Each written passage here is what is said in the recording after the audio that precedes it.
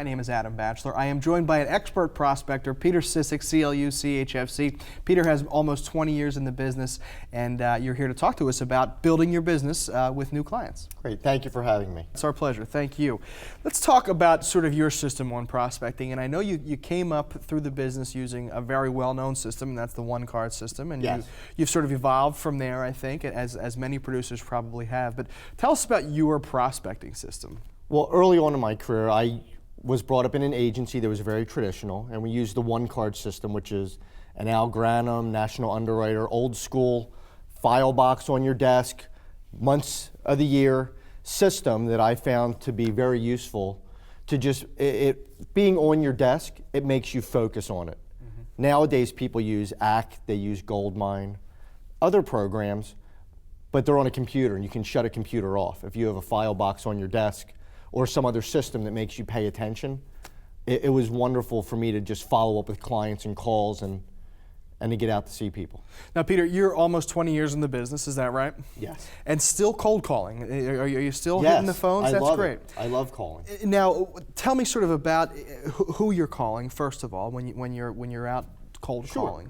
Well, early on, I was trained that the daytime marketplace is better than the nighttime marketplace, just that as your career evolves, as you have a family, as you have children, going out at night is not as appealing as working the daytime marketplace. So I used to use group benefits, and I still do that today, to go out and see clients for openings, and then pivot into what a traditional nighttime type of sale would be. Life insurance for the owner, life insurance for his wife, college planning for his children. But I always use daytime benefits as a door opener. And we'll talk a little bit more about that sort of daytime, nighttime dichotomy, I guess, okay, in another interview. But talk about sort of who you're calling. So do you have a niche market? You mentioned group benefits. Is there a specific type of company or size of company that you're focusing on? At this point, I would say 50 or fewer employees, just because at that point you get to speak to the owner.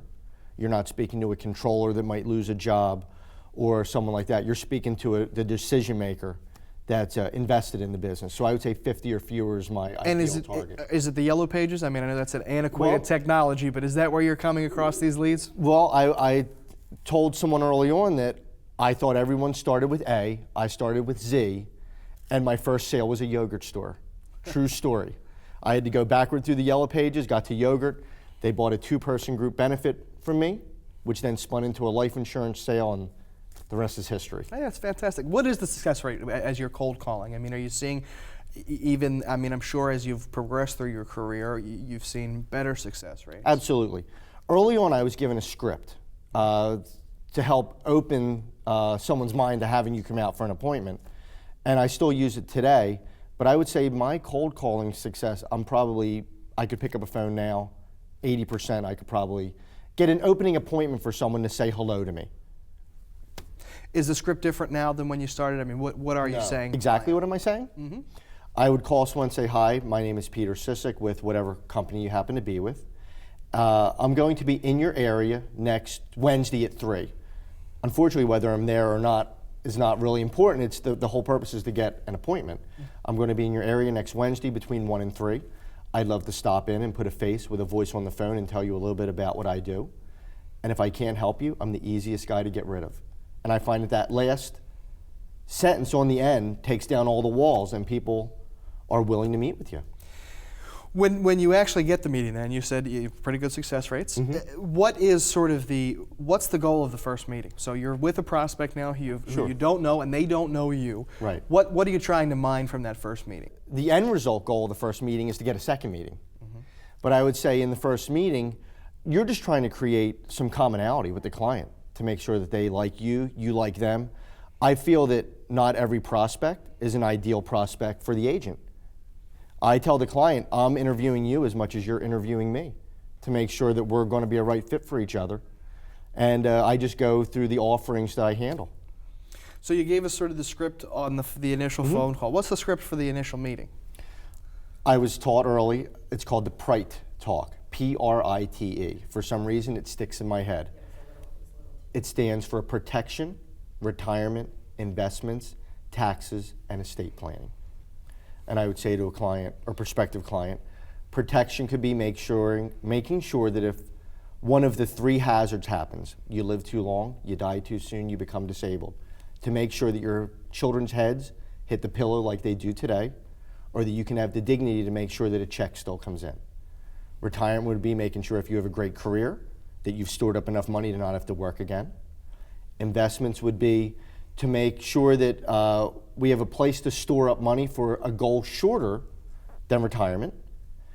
Taxes would be to create the maximum efficiency in the investments that we're using. And then estate planning is to make sure that everything that you've built up in your life goes to those you want it to in the easiest fashion possible. Mr. Client, of those 5 areas, protection, retirement, investments, taxes, and estate planning, what interests you most? It's not a yes or no answer. They have to respond with something. Whatever they respond with, that's what you use then to drive the rest of that meeting, but I would never discuss a product or any sort of insurance items at the first meeting. So there's 2 sort of don'ts for an agent, and, Yes. and this is obviously, we're talking to new agents here. What else might a new agent not do in sort of this whole process of getting to the prospect or transitioning the prospect to client? Don't act desperate, and don't be something that you're not. Because a client knows that a new young agent doesn't have all the experience. I would always tell a prospective client, if I don't know the answer, I'm surrounded by a team of people that do know the answers, and I'm not going to act like I know something that I don't. Just don't be something that you're not. Very good. Peter Cisick, thank you very much. Some helpful thoughts for Great. new agents and those agents looking to grow their business through prospecting.